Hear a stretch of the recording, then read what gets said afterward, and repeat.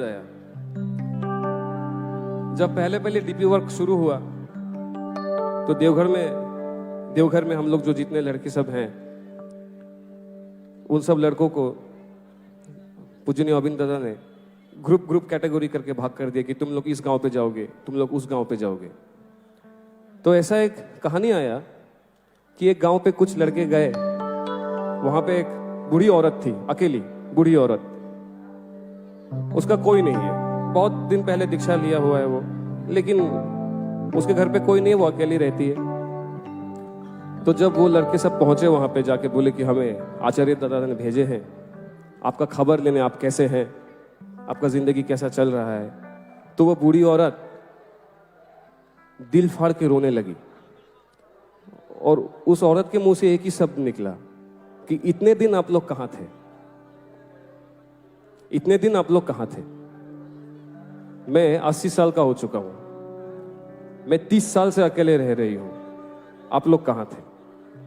तो जब ये कहानी आके दादा को बताया गया तो दादा ने कहा कि इस पृथ्वी में ऐसे कितने ऐसे घर होंगे जहां कोई एक इंसान अकेला है, अकेला रो रहा है, और उस इंसान के घर में ठाकुर जी भी अकेले रो रहे हैं और हम लोगों का इंतजार में है कि मेरा आदमी कब आएगा, मेरा आदमी इस आदमी के यहां कब आएगा।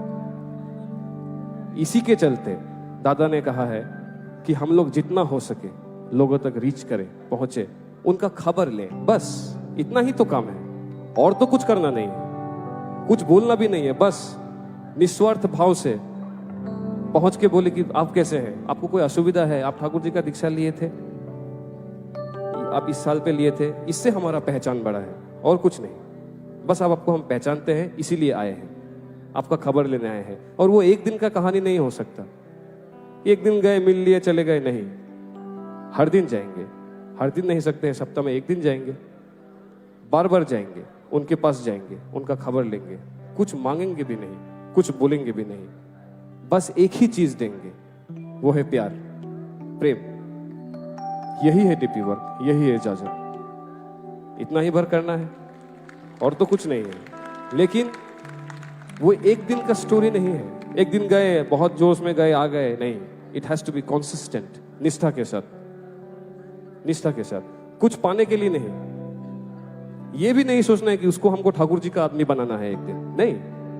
हम कौन होते हैं बनाने वाले, ये हमारा कैपेबिलिटी में है ही नहीं, ये हमारा क्षमता नहीं है, ये उनका क्षमता है।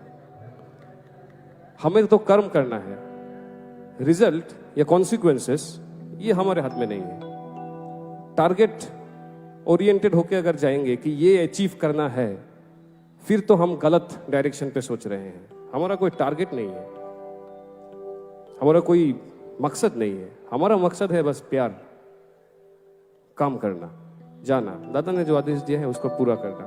होगा और क्या नहीं होगा और क्या होगा, ये उनके हाथ में है, ये उनके हाथ में है। जब होगा तब होगा, नहीं होगा तो नहीं होगा। मेरे 2 पाँव में मेरा कैपेसिटी है, ये 2 पाँव से मैं 20 किलोमीटर से ज्यादा नहीं दौड़ सकता, तो मैं 40 का कैसे सोचूं। मैं 20 दौड़ूंगा, लेकिन हर दिन दौड़ूंगा। एक कहावत है, ब्रूस ली का, एक ऐसे पढ़ा था, पता नहीं कितना सच है, इंस्टा पे फेसबुक पे आता है। ब्रूस ली ने कहा, मुझे उस इंसान से डर नहीं लगता जिसको 10,000 टाइप्स ऑफ पंचेस आता है, मुझे उस इंसान से डर लगता है जिसने एक तरह का पंच 10,000 बार प्रैक्टिस किया है। तो करना तो एक ही चीज, छोटा सा चीज है, छोटा सा एक चीज है, लेकिन बराबर करना है, निरंतरता के साथ करना है, निष्ठा के साथ करना है। सक्सेस उनका ऊपर है, होगा तो होगा। अब थोड़ा झूमेंगे आनंद में।